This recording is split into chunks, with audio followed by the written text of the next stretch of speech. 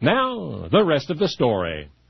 It is 145 miles from Albany, New York to New York City. So when in 1937 Charles Zibleman told friends he was going to make that journey on the Hudson River, they understandably thought he meant by boat. But no, Charles intended to swim.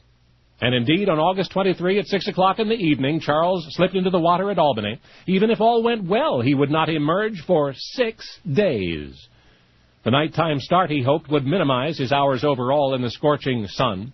A rowboat stocked with grease and brandy-soaked sugar cubes, and imagine this, cigars, accompanied him as he swam. The grease to protect his skin, the sugar and nicotine to stimulate him, he hoped. His first night in the Hudson was uneventful, fair weather, comfortable water. Following a spectacular sunrise was a peaceful day, bright and quite hot. The men in the rowboat joked with Charles, asking if they could join him in the refreshing water, but as the hours passed, the current quickened and night fell, and the joking subsided, and a sense of the very serious business at hand gripped all involved. On the third day, Charles lost his swim goggles. Now the water and everything in it was burning his eyes. Should he consider stopping, asked one of his attendants. Charles shook his head and strove on. The peculiar thoughts and disturbing emotions crept in on the fourth night. It seemed to Charles he'd been in the water all his life. In fact, each time his body broke the surface, the air itself felt foreign, even menacing. Of course, much of the matter was physical, the aching muscles, the indescribable fatigue. Put it all together, and Charles's world had become a dreamy, whirling maelstrom, pulling him backward and downward into the river. But Charles would resist and take a moment to rest and resume his journey.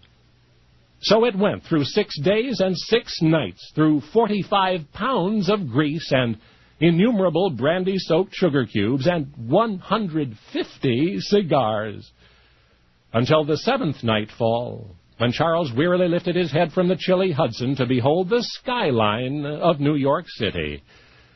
1,000 well-wishers were waiting at the George Washington Bridge, cheering as Charles swam by. At exactly 9 p.m., he pulled himself from the relentless current, bearded now, and 26 pounds lighter. He had been in the water 148 consecutive hours. Then someone cried out, announcing Charles had set a record for distance and endurance. And the cheers of the crowd rose up in a single shout. But even amid the excitement of his extraordinary accomplishment, Charles could feel the beckoning of other waters and other challenges. And some of his athletic achievements remain unequaled to this day.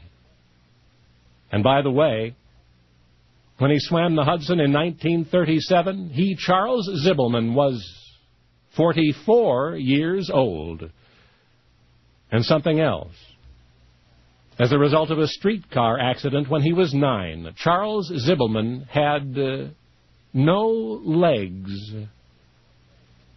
At the time, everyone grieved that only challenges lay ahead, which was so.